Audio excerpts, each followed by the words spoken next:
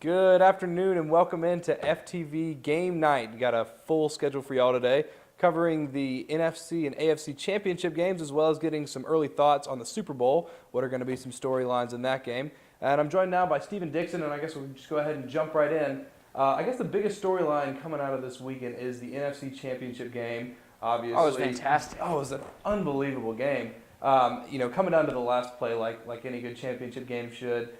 Richard Sherman obviously deflecting the pass to Michael Crabtree in the end zone and talking smack after the game in what many people consider to be just an outrageous showing. And even Aaron Andrews seemed to be a little bit unnerved by the tirade. It was kind of awkward the way she reacted because he comes up, and telling, no sorry receiver like Crabtree.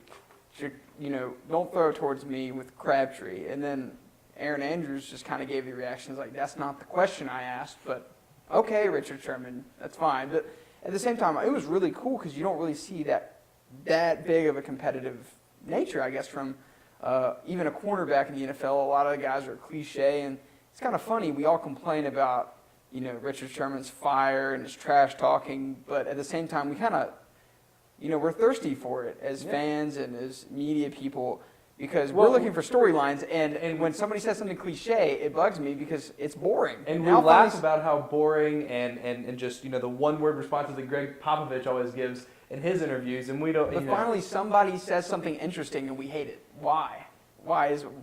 That's my big thing. So you're okay with it? Oh, I loved it. Okay, I complain about Jim Harbaugh all the time, but he's interesting. Okay, Richard Sherman, you can't ignore the fact that, he's a hateable character, especially if you're a Niner fan, especially if you're a fan around the NFC, if you just hate the Seahawks. But he's interesting, and that's what helps, the NFL. The NFL loves this.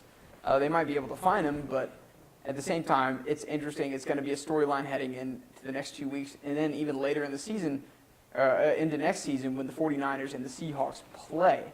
Because it's just going to be, they're going to play each other twice a year for the next 4 or 5 years because Crabtree and Sherman aren't going anywhere. So it's great. It's great for television, good for, guys that write stories, good for guys like us that like to talk about sports. Yeah, and bottom line, and it's fun for fans. It's great entertainment. And one thing that Colin Cowherd said on his show Monday morning that I really agree with, the media just sort of has this this urge, they like to be in the locker room. We like to go in the locker room. We get the inside, and yet we're horrified at the goings on in there, the affairs, and all the misbehaving. The language. It's an NFL locker room. We stick our microphones in uncomfortable places and get offended when we have uncomfortable results from that. And I think it's silly. I like the emotion. The Richard Sherman showed, and you're what, maybe 5 minutes removed from what is the biggest play in his career, maybe one of the biggest plays in the history of this Seattle franchise. You already know he's a trash talker. Yeah, I don't know what you were expecting to get from him. See, I think from what I've seen, he's a pretty well-rounded guy. Yeah, graduated from Stanford. I have some numbers here: 1,400 on his SAT. And he was like a tenth of a point away from graduating valedictorian from his high school. And I read an interesting story about him where he went to a local high school, a gym full of kids doing workouts and stuff. And he asked them, how many of you want to be in the NFL? Of course, all the kids raise their hand. That's a dream career. Everybody wants to do that. Sherman then proceeds to ask, what is the average span of a career for an NFL player? Some kids, 10 years, 5 years, and Sherman's like, no, 3.5 years is the average span of an NFL career. To which point Sherman then poses the question, what are you preparing for? Are you preparing for that 3.5 year career in the NFL, or do you want to, actually have potential to do something with your life? So it's not like he's some idiot thug. He has perspective. He's actually a pretty good example. He's coming from a larger perspective. Just with his attitude, with the way he plays. Sure, he's emotional, he's passionate, but that's what we like to see. And he didn't swear. He was articulate. He didn't say anything. I mean, he took a little bit of a shot at Crabtree, which he apologized for. But nothing he said was really objectionable, unless you're Michael Crabtree or a 49er fan. I just thought it was fantastic passion. Yeah, I think there's two different situations here. Now, if Sherman said this in the middle of a week when he wasn't, just making a play to take his team to the Super Bowl. It's a little different. You can maybe call it classless, uncalled for. This guy literally just made the play of his career so far. And then, are we surprised that he's a little emotional, still trash talking because there was that personal foul penalty on Michael Crabtree that no one seems to talk about? Maybe this is what provoked Richard Sherman to talk some trash after the game. Maybe Crabtree said something, which is what Sherman's saying. So I think all in all, it's fun to see. It's interesting. But what makes that interesting is it has a right and a wrong. It's right because Richard Sherman, he won the game. He can talk trash and he didn't do anything wrong. Again, he didn't swear. I mean, it is wrong because in a way it can be a little gray here because you can say, well, you know what? The true champions typically keep their mouth shut because they don't really need to talk. They just let their play do the talking. But the thing is, Richard Sherman lets his play do the talking, and he just likes to talk anyway. I think it's great for a defensive player. I want to see defensive players that talk smack. Offensive players, gets in the head of receivers. Quarterbacks, head coaches, Bill Belichick, Tom Brady, Russell Wilson, guys like that do exactly what quarterbacks and head coaches need to be. They need to be composed. Yeah. They need to give the cliche answers because they have to be. That's why it's different. They have to be, not the role model for that organization, but they're the leaders. Whereas defensive players, Richard Sherman's a leader on defense, but defense needs to be mean. They need to be nasty. They need to talk smack. Whereas other positions, again, head coaches, quarterback, you expect a little bit more from them. We're up against the clock, but real quick, was that the play of the game? There were a lot of big plays in this game. The Marshawn Lynch 40-yard touchdown run, Colin Kaepernick's interception, the fumble that wasn't. This play, obviously, it came at the most crucial time, but was this the most important play in the course of the game? No, it was when the Niners jumped off sides and Wilson, who hasn't been playing well, threw a bomb with a free play, basically. Who was it, to Baldwin? Yeah. For a touchdown. And that was the play of the game because at that point in time, I wasn't confident in the Seahawks being able to score a touchdown against that Niner D the way they were playing. That was before Bowman got hurt, I believe. So that kind of changed the mood of the game. And that was big. The Marshawn Lynch touchdown run was huge.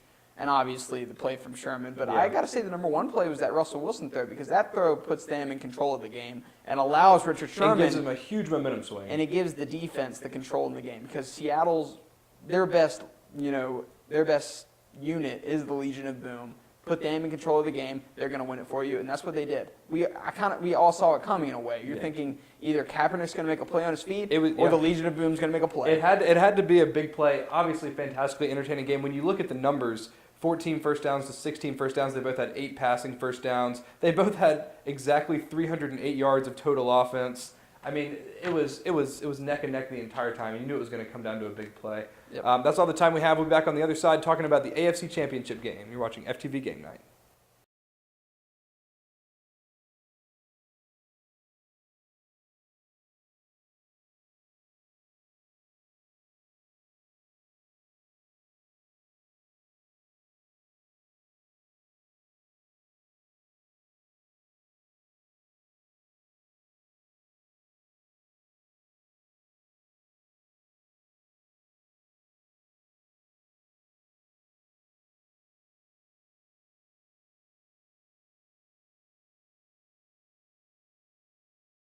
Welcome back into FTV Gamenight, talking about the AFC Championship game now. I don't want to say the lesser of the two games, but not quite as exciting as the NFC. But Peyton Manning controlled it the entire time. Yeah, you know what? I was, fingers crossed, wanted to see the Patriots at least mount a comeback, make it interesting at the end.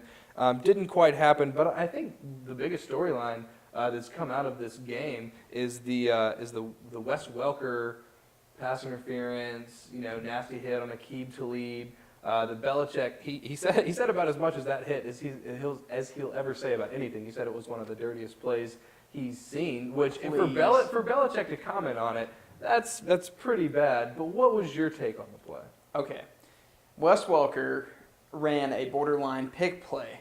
A rub route, as they like to call it. A rub route. So basically, you're getting the receiver open, or you're blocking for him with an intermediate short route, and you're there to get him open, basically. A lot of slower, slot receivers tend to want to rub routes because it gets the other receivers downfield open. Wes Welker was running that. The Broncos are kind of known for doing a lot of those.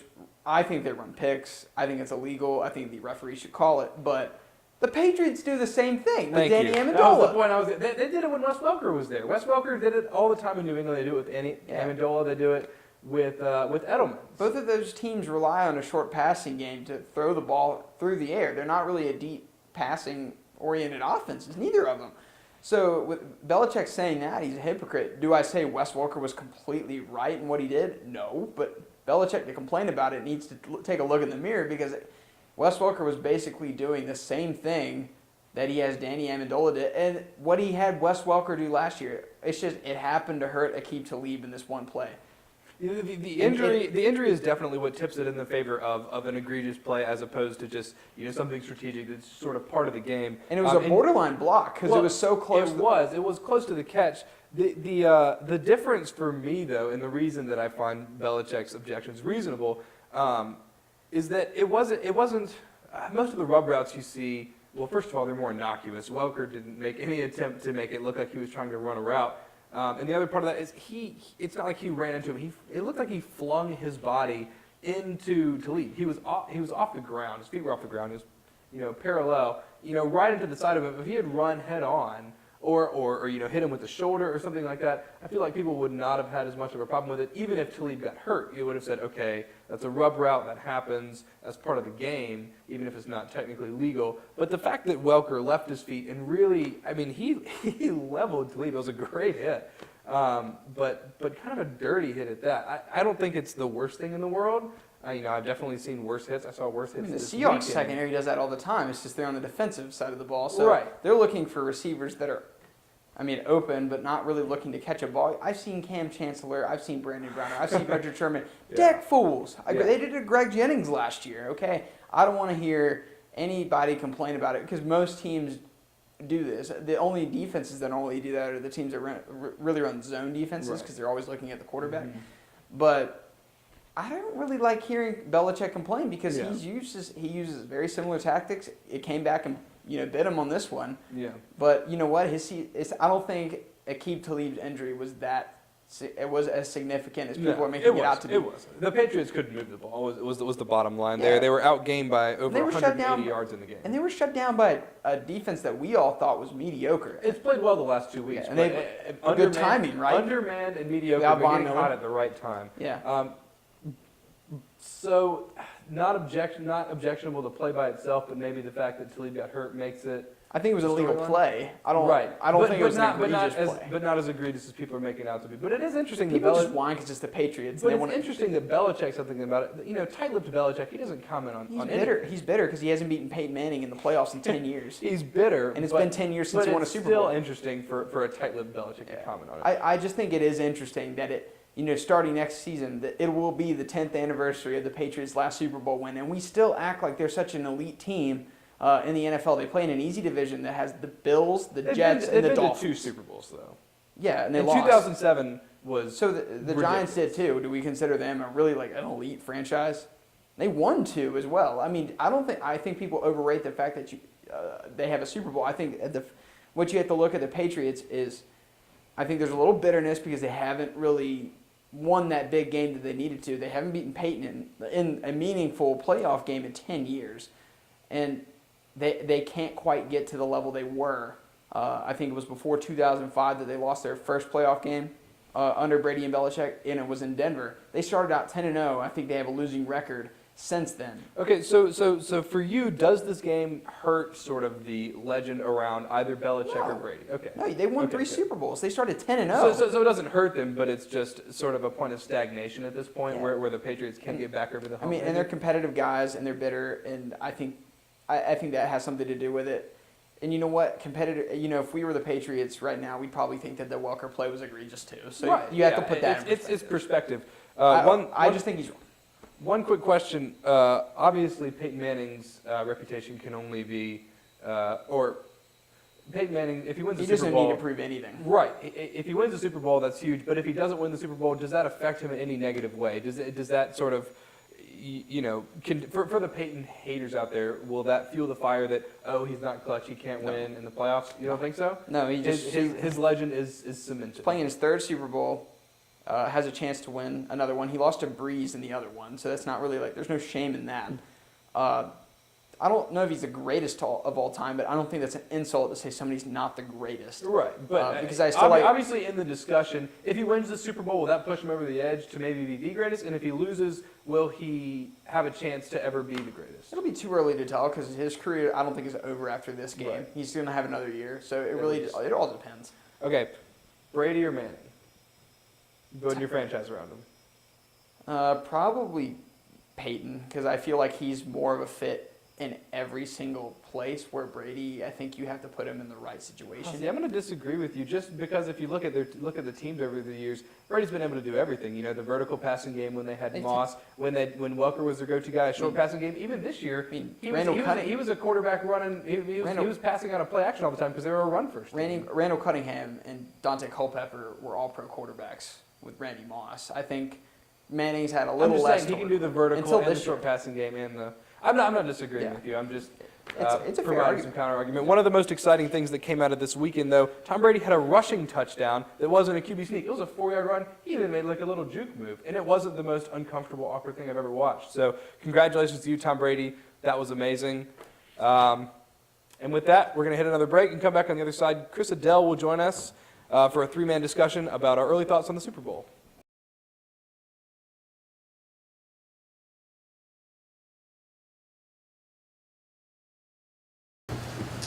Hello and welcome back into FTV Game Night. We're joined now by Chris Adele, who's going to give us his early thoughts on the Super Bowl. Chris, what you got for us? Well, I'm very excited about this matchup. I mean, this is the one that I predicted early. I always thought Seahawks get home field advantage in the playoffs going all the way.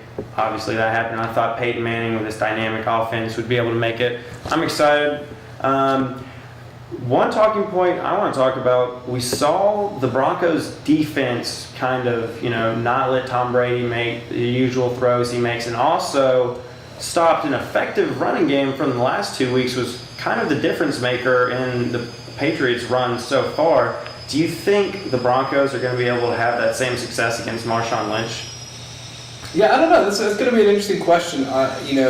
We've talked about this several times about how the Broncos defense has been sort of chronically underachieving. That it's sort of peaked at midseason, but of late they've been playing very well. Obviously, kept the Patriots offense from doing very much. And the biggest thing last game, I thought, was the pressure they got on Brady. They hurried him, almost in double digits. They had a couple sacks, had several knockdowns. Whereas you look at the flip side of that, and Denver's protecting Peyton Manning very well. Sacked 0 times. Knocked down 0 times and hurried once. I mean, when you get after the other quarterback and protect your own, that's what this league's all about. Yeah, I think a lot of it, a lot of people that you said earlier are Peyton haters. When they always bring up that Peyton always has the best offensive line. Well, quite frankly, he doesn't. But what he's so good at is he's going through his reads quickly enough. Mm-hmm. He's stepping in the pocket, even with a guy like Peyton Manning that just kind of sits still. He doesn't really sit still. He's still moving his feet. He's moving very well in the pocket. He's just not mobile. He can't make plays like Russell Wilson or Colin Kaepernick to where they can, get outside of the pocket and make the play. Yeah. But he can still move. He's an old school guy. And more importantly, he's throwing the ball downfield. He's avoiding those sacks, and he's giving his team favorable down and distance. And that's going to be huge against a team like Seattle because they want to take advantage of, sacking the quarterback, getting you into, third and longs to where the Legion of Boom can make plays on you because you have to throw the ball downfield. If you can keep a team like Seattle off balance, which what Denver's offense really is designed to do, then you kind of take away what Richard Sherman, Earl Thomas, Bobby Wagner, that loaded Seahawks defense brings to the table. That's a really, really bad matchup for Seattle because an experienced quarterback like Peyton, I don't think is going to blink. Even at a guy like Richard Sherman, he's seen better. He's seen better than that. He's probably played against, I can think of a ton of defenses that have been around that were better than the Seahawks this year on defense. I can think of the Bucs teams, those Bears teams that were playing early on, the Patriots even early in Peyton's career. The biggest thing about what Denver's going to face in terms of an unfavorable matchup is that Seattle's secondary is not only talented, but they're all very big. And you have some bigger receivers, guys like Demaryius Thomas, Julius Thomas, who's a huge threat in the receiving game. are bigger guys. So you've had that height advantage. You've had the luxury of being able to trust your guys to go up and get it. But when you're up against, Earl Thomas and Richard Sherman, Cam Chancellor, the guys like that, you saw it last week. Colin Kaepernick tried to make a throw and just drop it over Cam Chancellor's head, and all 6'3" of them said nope and just picked it right. So just picked it off. It's a bigger secondary that Peyton hasn't seen. I do agree that he's faced better defenses, but that's going to present an interesting matchup problem. And I'd be curious to see if they go with more of the short passing game rather than trying to get either of the Thomases downfield. I think Wes Welker is going to have a huge game. What do y'all think? He's going to need to. He's going to absolutely need to. I think you bring up the size of what was it last year? I remember talking to a guy that was doing the kind of the football scouting for Fox at the game, and I went up and asked him about the Seahawks secondary because they were kind of still unknown at the time. The Seahawks had just gotten hot, and I go, that Seattle secondary is disgusting. They're so big. They're so physical. How do you think the Falcons receivers are going to be able to handle it? And he goes, well, Harry Douglas will have a huge game. It's, I think, really more how will the Seahawks handle the Falcons? And I think that's the same question he's probably going to ask this week. How will the Seahawks defenders handle what Denver has to bring? Denver's, I think, wide receiving core is deeper than Seattle's secondary, which is scary to think about. I think it's the best in the NFL. And also with Peyton Manning, he always, he's quick to make changes at the line, and he always makes the smartest decision. He's not going to let Richard Sherman right. Well, so instead of being baited into making the long throws that at times have worked,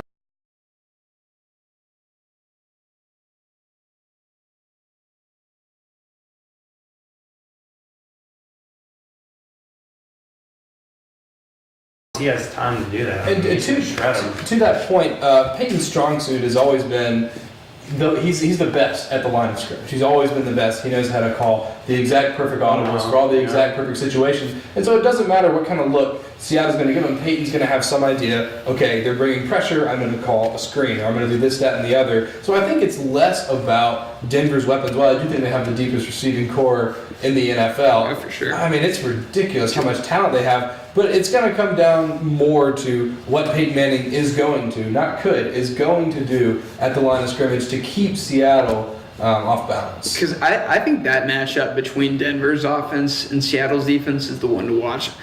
I have a hard time thinking that Seattle's offense is going to move the ball consistently against an improving Denver defense that has played pretty good offenses over the last few weeks, and the Phillip Rivers-led Charger team, Mike McCoy's offense, that was a pretty good matchup against Denver. And then Tom Brady obviously brings a lot to the table. I think it'll be key for Russell Wilson. If the Seahawks win, he doesn't necessarily have to move the ball consistently down the field. He didn't do that against San Francisco. He's going to have to cash in off of any turnovers. Peyton Manning might not give you any, but more importantly, he's going to have to make one or two huge throws, and he's going to have to complete them. What was it, the offsides play that we were talking about earlier? Right. If he doesn't complete that pass, I don't think the Seahawks win. And that play particularly presents an interesting point. Because would he even have thrown that pass if he knew he didn't have a free play? If it wasn't offsides, would he have tried to fit that ball in a tight area? I was actually saying he shouldn't have thrown that ball. In hindsight, you're not going to say that. Hindsight's 20/20, though. Yeah. Now, Russell Wilson has shown a little bit of the capability to make that big play again, like we saw last week, but still a young quarterback. I don't want to say he doesn't play like a young quarterback, but he still hasn't been there. And as much as he is very mature, he's very smart, good decision maker, and he's proven all that. When you're playing at the highest stage against a guy like Peyton Manning, who's going to be in the discussion for one of the best all time, how's he going to handle that pressure? He definitely has the ability to make those plays as we've seen, but it's just will he? Right. He's played in big games. He's played in the Rose Bowl, and go ahead.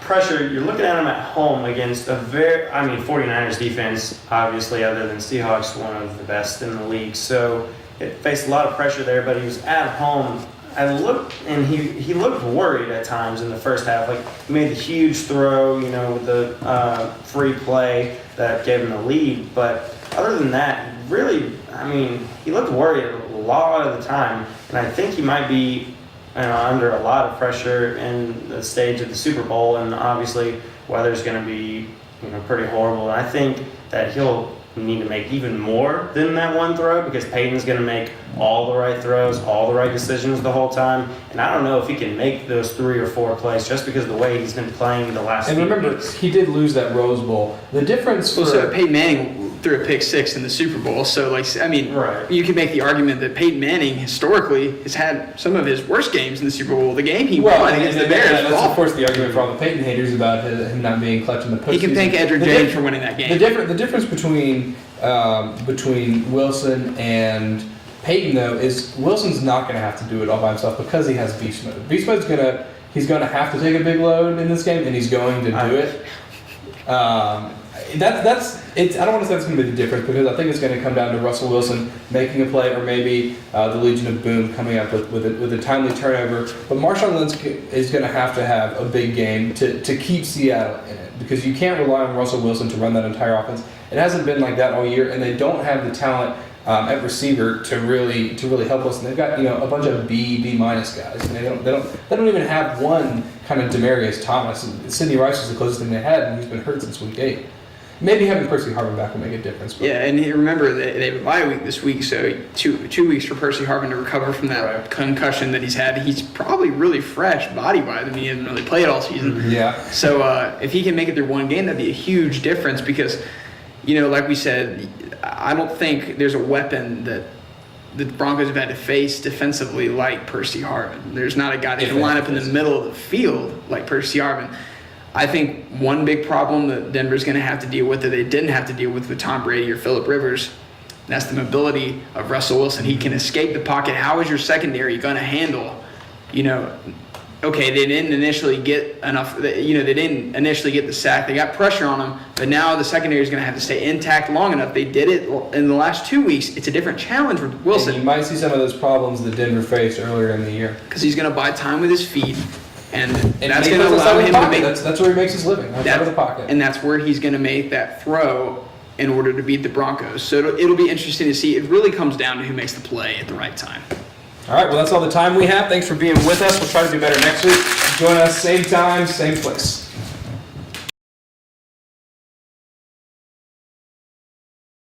How awful it was that they kept showing that We just replay. have to start now. Yeah. What class do you have at 4:30? Or com. That's dumb. With who? Delancey, I told you all that like 5 times. Really? Yes. Okay, ready? It's like I don't even listen.